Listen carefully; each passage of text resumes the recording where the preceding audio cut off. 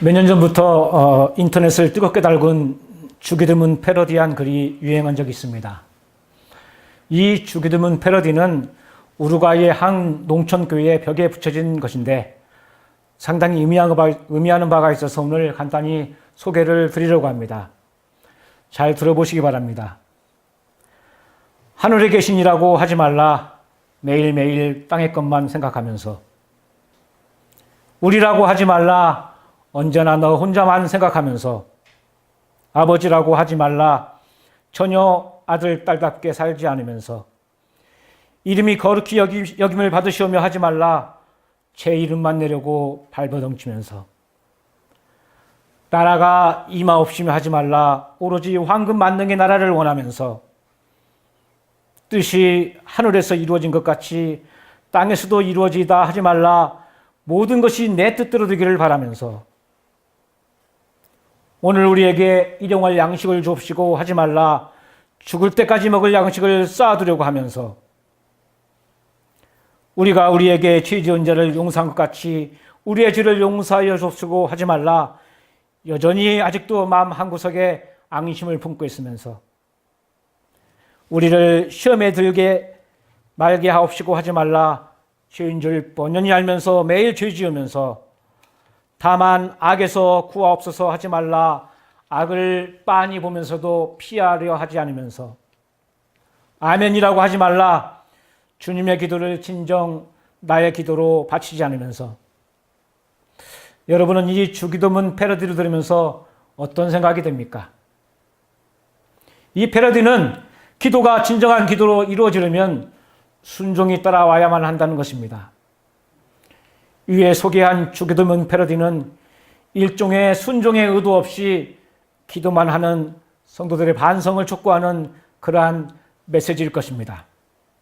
그래서 일찍이 종교개혁자 마르틴 루터는 주기도문을 가르쳐서 최대의 순교자라고 했습니다. 신자들이 순종할 의사가 없이 이 기도를 암송만 하고 있기 때문입니다. 우리의 기도 생활이 진정한 능력이 되려면 우리가 기도와 함께 반드시 배워야 할 순종이 있습니다. 히브리서 5장 8절에서 9장 말씀에 보게 되면 그가 아들이면서도 받으신 고난으로 순종함을 배워서 온전하게 되었은즉 이렇게 말씀하십니다. 예수님도 순종을 배우셨다면 그의 제자들인 우리는 얼마나 더 순종을 배워야 할까요? 저는 오늘 여러분을 유대인의 혼인잔치로 초청하면서 예수님의 정체성, 아이덴티티에 대해서 살펴보려고 합니다. 가나의 혼인잔치에서 예수님께서 물을 포도주로 변화시킨 기적은 예수님의 공생과 사역에서 첫 번째 기적입니다. 바로 첫 번째 표적이므로 매우 중요한 의미를 가지고 있습니다. 이 사건은 예수님이 이 땅에 성육신으로 오신 사건과 구속사에게 가장 강력한 예표로서 반드시 포도주와 결혼식을 함께 엮어서 이해해야 합니다. 예수님의 공생애는 포도주로 시작해서 포도주로 마칩니다. 가나의 혼인잔치에서 첫 번째 기적이 바로 물을 포도주로 변화시킨 사건입니다. 공생의 마지막 날에 있었던 최후의 만찬에서도 포도주가 등장합니다. 예수님은 유월절 만찬에서 포도주를 제자들에게 나눠주면서 다음날 십자가에서 흘리실 피와 연결시키신 것입니다. 그러기에 마태복음 26장 28절에 보게 되면 이것은 죄사함을 얻게 하려고 많은 사람을 위하여 흘리는 바 곧 언약의 피니라 이렇게 말씀하고 있습니다. 오늘 본문의 포도주 기적을 풀어나가는 핵심은 결혼식과 포도주와의 관계를 이해하는 것이 필수적입니다. 먼저 예수님 당시 유대인의 결혼 문화를 잠시 소개하려고 합니다. 한 청년이 처녀를 보고 마음에 들면 그는 아버지를 돌아서 잔치할 돈을 타냅니다. 이 청년은 이 돈을 가지고 처녀의 집에 가서 잔치를 벌입니다. 이때 처녀의 가족과 친구와 친척들 그리고 마을 사람들이 모두 모이는 성대한 잔치가 일주일 동안 열립니다. 일주일 동안 처녀는 총각을 열심히 살피는 것입니다. 이렇게 진행되는 일주일간의 잔치의 하이라이트는 마지막 날입니다. 이 마지막 날이 되면 이 청년은 처녀 앞에 포도주 한 잔을 놓습니다.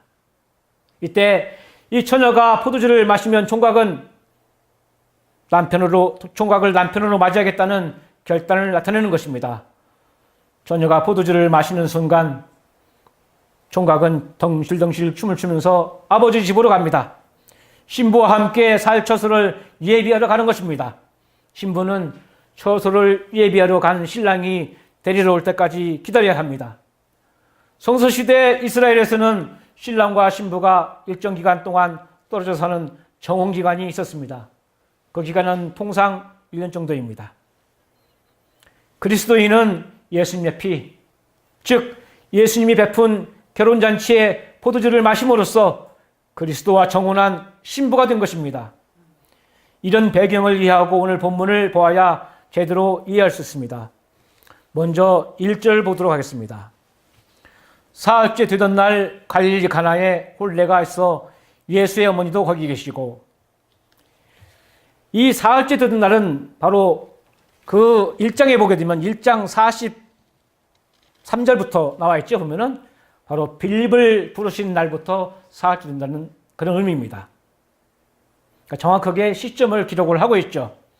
또한 갈릴리 가나라고 하는 장소를 지정을 하고 있습니다. 불투만이라고 하는 신학자는 성경을 비신화한다는 명목하에 기적을 다 부정해버립니다.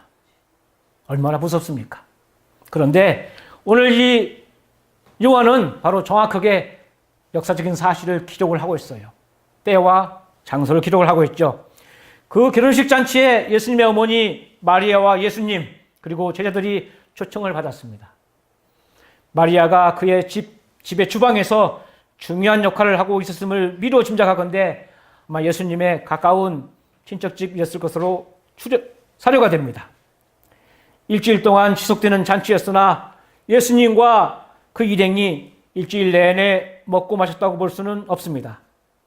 잔치 준비를 위해 어머니 마리아가 먼저 그 집으로 갔을 것이고 예수님과 그 일행이 나중에 그 집에 들었을 것입니다.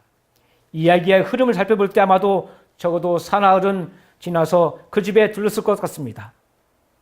잔치집에서 가장 중요한 것은 포도주였습니다.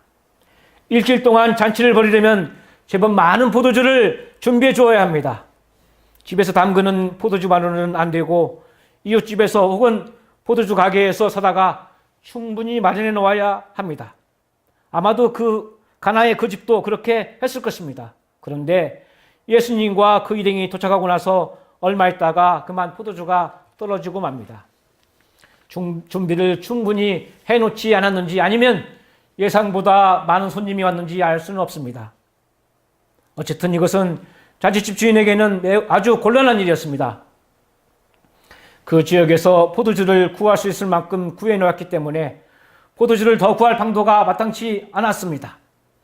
포도주 없는 잔치는 상상할 수도 없습니다. 그렇다고 잔치를 끝낼 수도 없습니다. 잔치의 주인공으로서 매우 큰 위기를 만난 것입니다.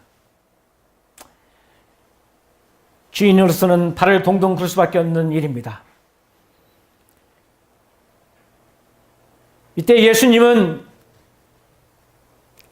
어머니 마리아는 예수님과 그 일행이 있는 방으로 가서 눈짓으로 아들을 불러냅니다. 그리고는 다른 사람들이 듣지 못하게 귓속말로 이렇게 말합니다. 포도주가 떨어졌구나. 바로 문제의 핵심을 알리는 것이죠. 누구한테 알립니까? 하나님께 알립니다. 우리는 이러한 문제 부딪히면 어떻게 하죠? 사람을 먼저 찾죠, 보면은. 이걸 해결하는 사람이 누가 있을까? 하지만은 여기 마리아는 바로 예수님을 찾아갔습니다. 마리아는 얼마든지 달리 말할 수 있었습니다. 이런 식으로 말입니다. 포도주가 떨어졌는데, 얘야, 혹시 너를 따르는 저 사람들 데리고 가서 이웃 동네에 가서 포도주를 사다 줄 수 없겠니? 너희들이 한두 통씩만 들고 오면 나머지 잔치는 치를 수 있을 텐데. 저와 여러분 같았으면 아마 그렇게 말했을지도 모릅니다. 하지만 마리아는 예수님을 자신의 생각과 판단으로 조종하거나 불의를 하지 않았습니다. 그는 다만 포도주가 떨어졌구나 라고만 말하고 말을 아꼈습니다. 아들을 의지하고 아들이 뭔가 도움을 주기는 바라지만 모든 것을 아들의 판단에 맡긴 것입니다. 마리아는 다만 지금 해결해야 할 문제 상황이 있음을 알리는 것으로 만족했습니다. 우리도 우리 눈에 문제가 발견되면 발견한 사람이 먼저 하나님께 기도로 알려야 합니다. 이것이 바로 해결의 시작인 것입니다. 여기서 마리아의 믿음을 살펴볼 필요가 있습니다. 마리아의 믿음이 오늘의 기적을 나타내는 씨앗이 된 것입니다. 마리아는 예수님께서 충분히 잔치집에 포도주가 떨어진 상황을 해결할 수 있다는 믿음이 있었다는 것입니다. 그러기에 무슨 말씀을 하든지 그대로 따르라는 부탁을 하인들에게 내린 것입니다. 어머니의 부탁에 대한 예수님은 약간은 냉담한 반응을 보이셨습니다. 4절을 보면 예수님이 이렇게 응답한 것으로 되어 있습니다. 여자여, 그것이 나와 당신에게 무슨 상관이 있습니까? 아직도 내 때가 오지 않았습니다. 여기서 예수님은 어머니에게 여자여라고 부르는데 이것이 우리에게는 무례하게 들릴 수 있습니다. 하지만 유대인의 문화에서는 어머니라고 부르는 것과 별 차이가 없는 말입니다. 헬라어로 귀나이라고 하는데 애정과 존경의 의미를 담고 있습니다. 따라서 어머니에게 한 이 대답에서 예수님은 정중하고 완곡하게 거절의 뜻을 드러내는 것입니다. 자신은 그러한 일에 개입하고 싶지 않고 또한 아직 개입할 때도 아니라고 생각했습니다. 여기에 요한은 어머니라는 말을 쓰지 않고 여자라는 바로 귀나이라는 말을 썼습니다. 이렇게 귀나이라는 낱말을 사용한 이유는 메시아로서 사역에 인간적인 어머니로서의 간섭이 들어갈 여지가 전혀 없음을 나타내주고 있습니다. 이렇게 거절하는 예수님께 그 어머니가 어찌하는가 보십시오. 일꾼들을 불러 이렇게 말합니다. 무엇이든지 그가 시키는 대로 하라. 아마 저 같았으면 포기했을 것입니다. 왜? 예수님이 안독했기 때문에. 그러나 마리아는 포기하지 않습니다.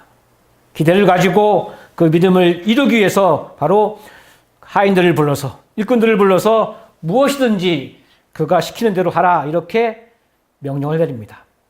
아들을 강제하지는 않지만 아들이 자신을 꼭 도와줄 거라고 믿은 것입니다.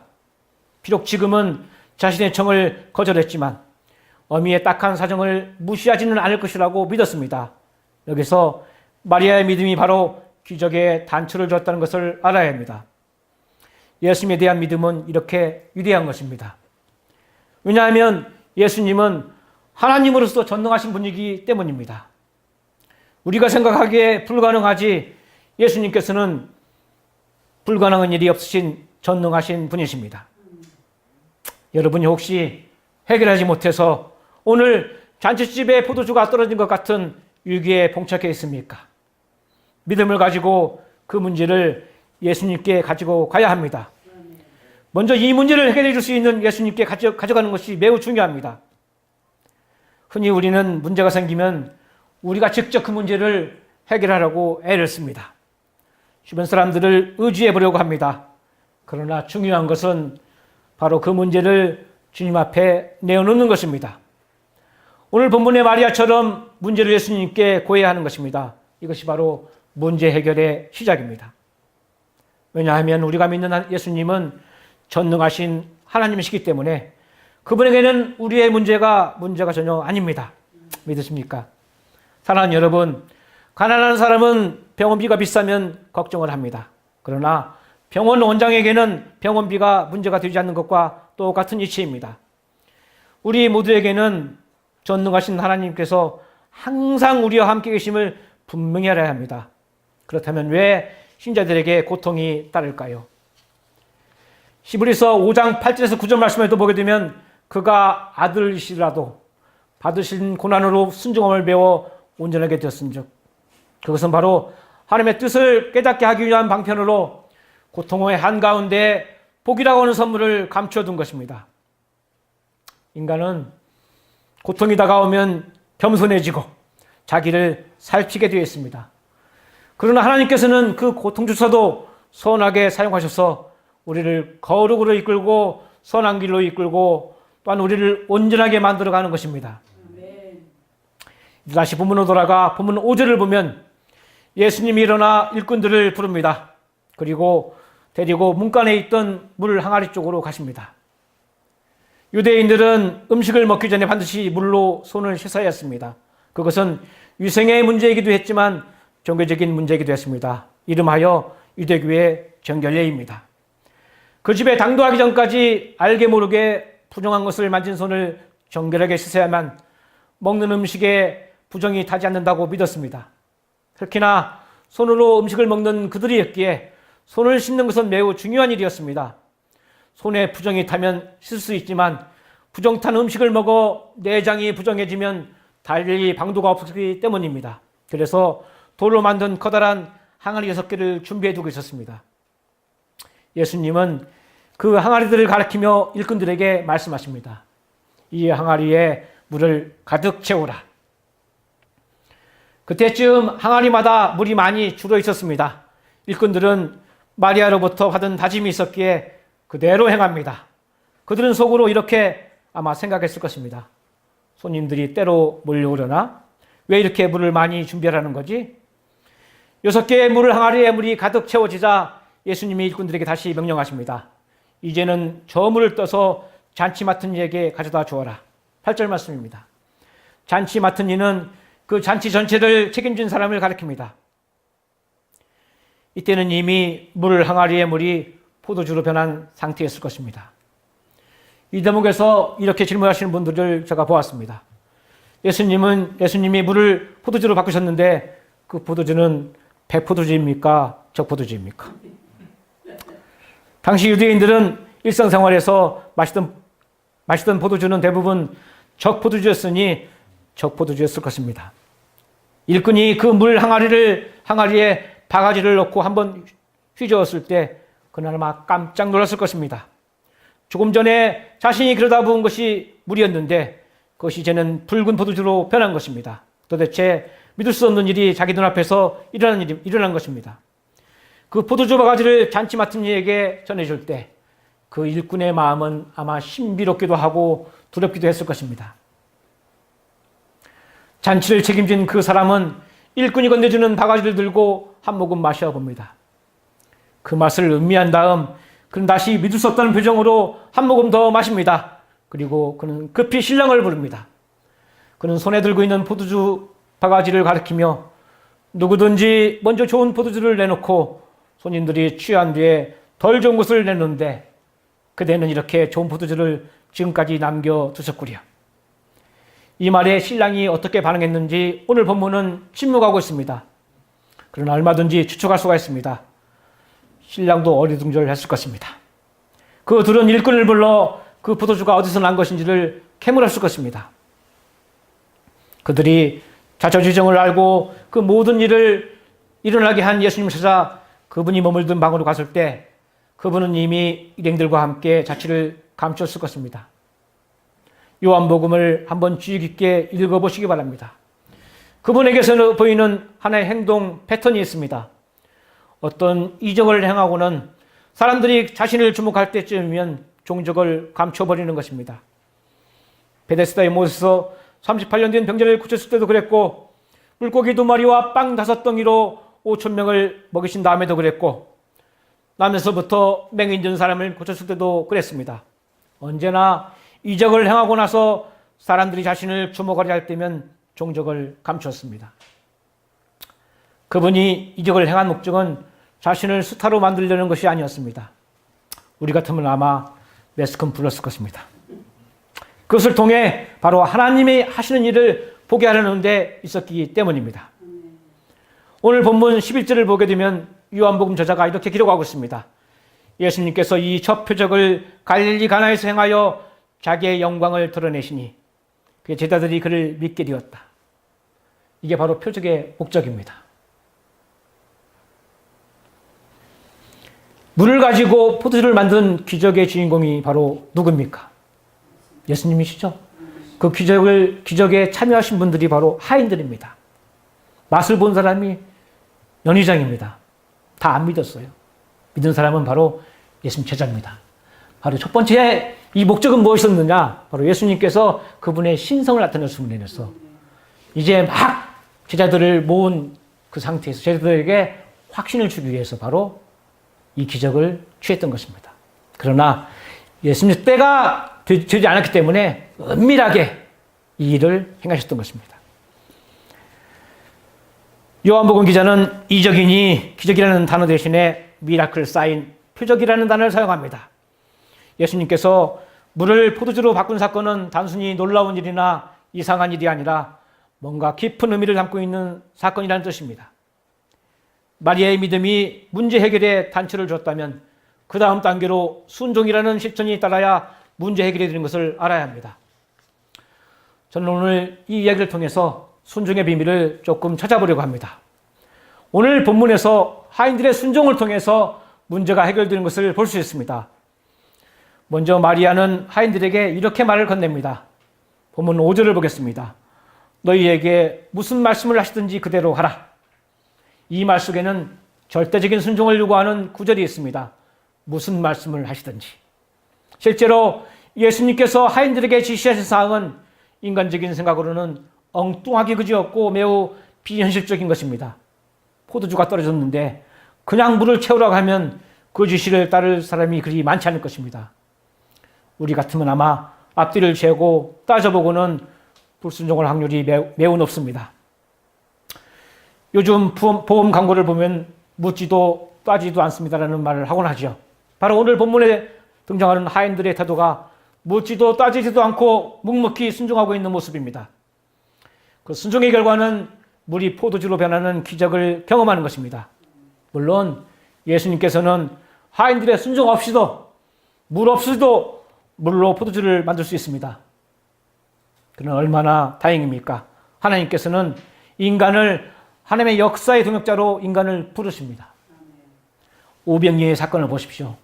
전능하신 하나님께서 순식간에 다 빵을 만들 수 있습니다. 그런데 그 어린 나이에 물고기 2마리, 떡 5덩이를 가지고 축사하신 다음에 기적을 베풀지 않습니까? 하나님께서는 우리 모두에게 복을 주시기를 원하십니다. 그러기에 모든 일에 하나님의 동역자로서 우리들을 부르고 계시며 동역자로서 부르십니다. 사랑하는 여러분, 하나님의 동역자가 된다는 것이 얼마나 가슴 벅차고 영광스러운 일입니까? 바로 하나님께서는 순종이라는 통로를 통해 복을 내려주심을 알아야 합니다. 우리 모두는 살아가는 데 있어서 갖가지 문제를 분명히 가지고 있습니다. 우리는 문제 자체를 보고 실망하거나 낭망하기가 매우 쉽습니다. 그러나 문제보다 더 크신 하나님을 바라보고 그분께 맡기면 해결해 주신다는 믿음을 마음속에 품는 순간 하나님은 바로 우리의 문제를 해결하기 위해서 일하기 시작하십니다. 그리고 우리를 동역자로 부르시며 순종을 요구합니다. 바로 단 한 가지 조건이 바로 순종입니다. 바로 순종을 통해 문제 해결을 하고 복을 주시는 것입니다. 오늘 본문 9절을 보면 연회장은 물로 된 포도주를 맛보고도 어디서 났는지 알지 못하되 물떠온 하인들은 알더라, 이렇게 말씀하고 있습니다. 다시 말해서 하인들은 물로 포도주를 만든 기적의 비밀을 아는 주인공이 된 것입니다. 말하자면 예수님과 관련된 간증을 갖게 된 것입니다. 아마 이 하인들은 살면서 친구나 아는 사람을 만날 때면 가나의 혼인잔치에 물로 포도주를 만든 기적의 현장에서 내가 바로 물을 떠다가 항아리를 채웠던 사람이라고 자랑했을지도 모릅니다. 우리는 유명 인사와 사진만 한 장 찍어도 입에 침이 마르도록 자랑을 합니다. 그런데 하나님이신 예수님과의 동역의 현장에 있었던 사실은 얼마나 감격스러울까요? 여기서 잠시 순종의 차원을 알아보기 위해서 아시리의 성자 프랜시스의 한 일화를 소개하고자 합니다. 저 유명한 아시시의 성자 프랜시스에게 어떤 날 제자 되기를 자원하는 후보생 2사람이 찾아왔습니다. 선생님의 제자가 되어 신앙의 훈련을 받고 싶습니다. 이들 후보에게 아시시의 성자 프랜시스는 이런 요청을 했습니다. 저 밭에 나가면 배추들이 많이 있는데 그 배추를 가져다가 뿌리를 하늘 쪽으로 하고 그 배추를 심으시오. 한 사람은 말없이 그 배추를 들고 밭으로 갑니다. 다른 한 사람은 이렇게 말합니다. 하하, 이 성자가 여기서 오랫동안 돌을 닦더니만 정말 돌았구만 하고 비웃습니다. 그러나 아시시의 성자 프란시스가 이런 무리한 요구를 한 이유가 어디 있습니까? 이 사람에게 순종이라고 하는 자질이 있는가? 어떤 명령을 주어도 그 명령을 따라 순종할 수 있는 순종의 자질이 이 사람의 마음과 삶 속에 있는가? 이런 것을 프란시스는 보길 원했던 것입니다. 만약 여러분에게 배추를 거꾸로 심으라면 어떻게 하겠습니까? 아마 우리는 후자였을 가능성이 매우 높습니다. 그러나 성경을 보면 순종할 수 없는 상황에서 순종함으로 위대한 믿음의 선진이 되고 하나님의 위대한 동역자가 된 경우가 아주 많이 있습니다. 먼저 노아의 순종을 보겠습니다. 노아는 땡볕에, 그것도 산 위에 방주를 지으라는 1년도 아니고 10년도 아니고 120년 동안 지으라는 하나님의 명령에 순종했습니다. 아마 주변 사람들로부터 많은 조롱과 비웃음을 당했을 것이라고 추측이 됩니다. 창세기 6장 22절 말씀에 노아가 그와 같이 하여 하나님이 자기에게 명하신 대로 다 준행하였더라, 이렇게 표현하고 있습니다. 여기에서 중요한 것은 다 준행하였다는 사실입니다. 순종은 100%여야 한다는 사실입니다. 적당히 하는 것은 불순종입니다. 마침내 40주야 비가 내리고 노아의 방주에 닿던 노아의 부부와 셈, 함, 야벳의 부부, 이렇게 8사람이 비가 그치고 하나님의 역사를 이어가는 위대한 일을 하게 되었던 것입니다. 여러분의 순종과 노아의 순종을 한번 비교해 보시기 바랍니다. 다음으로 아브라함의 순종을 보겠습니다. 갈대아 우르를 떠나라는 하나님의 명령에 갈 바를 알지 못하고 순종하는 모습을 볼 때 믿음의 조상 열국의 아비가 순종을 통해서 된 것입니다. 또한 아들 이삭을 바치라는 정말로 앞뒤가 전혀 맞지 않는 하나님의 요구에 즉각적으로 순종하는 모습을 볼 수 있습니다. 이삭을 번제로 드리면 더 이상 하늘의 별과 같이 바다의 모래같이 장대하게 드리라 하나님의 약속은 무의미하게 되는 상황에서 아브라함은 설령 이삭을 번제로 바칠지라도 다시 살리실 것을 믿었기에 순순히 순종한 것입니다. 창세기 22장 2절에 3절 말씀을 보게 되면 여호와께서 이르시되 내 아들 내 사랑하는 독자 이삭을 데리고 모리아 땅으로 가서 내가 내게 일러준 한 산 거기서 그를 번제로 드리라. 아브라함이 아침에 일찍이 일어나 어떻게 일어났다고요? 일찍이 일어났습니다. 나귀의 안장을 지우고 두 종과 그의 아들 이삭을 데리고 번제에 쓸 나무를 쪼개어 가지고 떠나 하나님이 자기에게 일러주신 곳으로 갔더니 분명히 아침에 일찍이 일어나갔다고 표현하고 있습니다. 사랑하는 자식을 죽여 번제로 바치는 길을 떠나는 아브라함이 미적거리는 모습을 전혀 찾아보기 어렵습니다. 창세기 22장 5절을 보게 되면 아브라함의 믿음을 또한 볼 수 있습니다. 이에 아브라함이 종들에게 이르되 너희는 나귀와 함께 여기서 기다리라. 내가 아이와 함께 저기 가서 예배하고 우리가 너희에게로 돌아오리라. 분명히 우리라고 표현하고 있죠. 여기 우리라고 하는 단어가 나옵니다.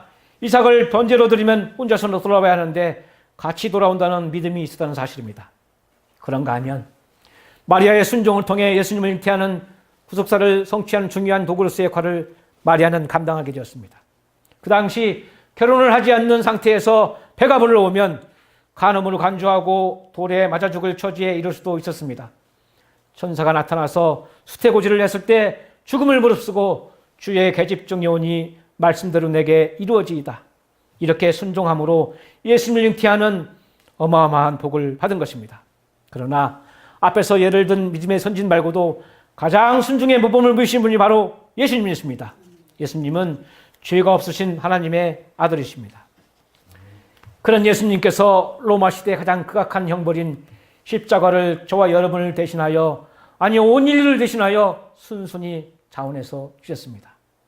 빌립보서 2장 6절에서 8절 말씀을 보게 되면 그는 근본 하나님의 본체시나 하나님과 동등됨을 취할 것으로 여기지 아니하시고 오히려 자기를 비워 종의 형체를 가지사 사람들과 같이 드셨고 사람의 모양으로 나타나사 자기를 낮추시고 죽기까지 복종하셨으니 그 십자가의 죽으심이라, 이렇게 말씀하고 있습니다.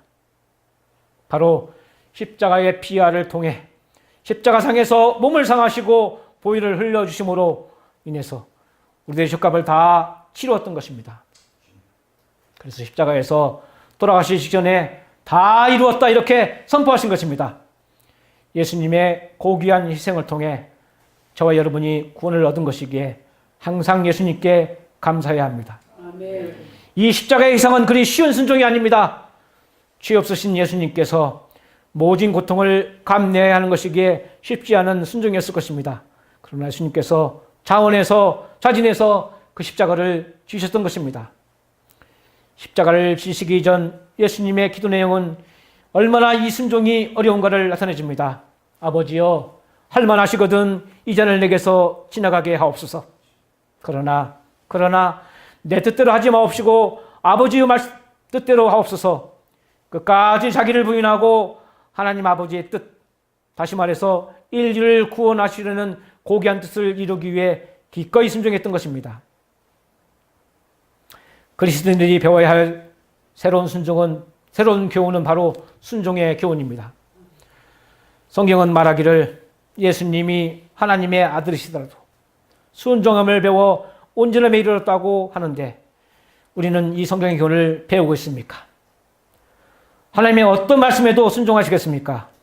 순종하기 위해서는 자기의 방법을 버리고 하나님의 방법을 오케이 하고 받아들일 수 있는 겸손함, 자기 자존심을 내려놓고 자기 지식을 내려놓고 경험을 내려놓고 하나님의 방법 앞에 무릎을 꿇을 줄 아는 이 겸손함이 요구되는 것입니다. 순종의 비밀은 무엇일까요? 종교개혁자 말씀부터도 순종은 이적보다 위대하다라고 말했습니다. 이런 말씀의 순종은 막연한 것이 아닙니다. 성경 말씀대로 삶을 꾸려나가는 것입니다. 그리스도인의 생활에 있어서 모든 원리는 바로 성경입니다. 신명기 28장 1절 이하를 보면 내가 내 하나님 여호와의 말씀을 삼가 듣고 내가 오늘날 내게 명하는 모든 명령을 지켜 행하면 내 하나님 여호와께서 너를 세계 모든 민족 위에 뛰어나게 할 것이라.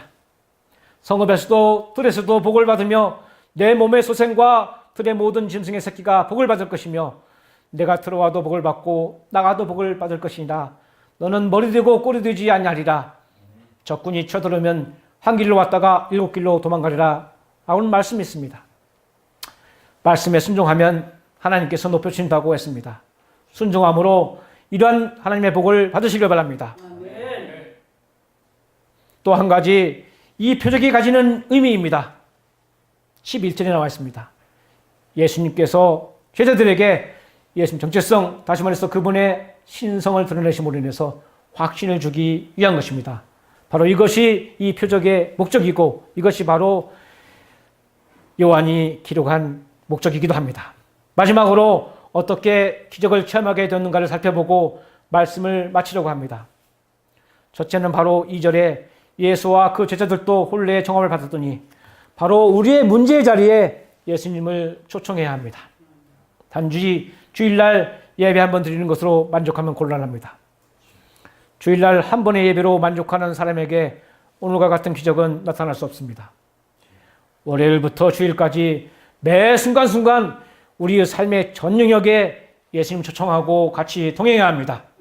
결혼식에도 장례식에도 사업장에도 공부하는 학교에도 그리고 우리 가정에도 우리 예수님을 항상 초청해야 합니다. 돌 때는 3절에 포도주가 떨어진지라 예수의 어머니가 예수에게 이르되 저들에게 포도주가 없다 하니 문제를 예수님께 정확히 알려야 합니다. 이것이 또한 문제 해결을 위한 기적을 체험하는 길입니다. 문제에 파묻혀서 전능하신 하나님께 문제를 제대로 알리지 않으면 하나님의 도움의 손길을 받을 수가 없습니다. 혹시 여러분들도 혼자서 걱정하고 있는 일이 있습니까? 하나님께 알으시기를 바랍니다. 셋째는 5절에 그 어머니가 하인들에게 이르되 너희에게 무슨 말씀을 하시든지 그대로 하라. 100% 예수님의 지시에 순종하라는 것입니다. 내 형편에 맞지 않아도 소금과 마늘을 물가로 끌고 가라고 해도 우리가 보기에 비합리적이라는 생각이 들더라도 순종하면 오늘 가나의 혼인잔치에서 물로 포도주를 만든 기적을 베푼 것처럼 여러분의 문제에 해결이라는 응답을 받을 것입니다. 아멘. 기도하겠습니다.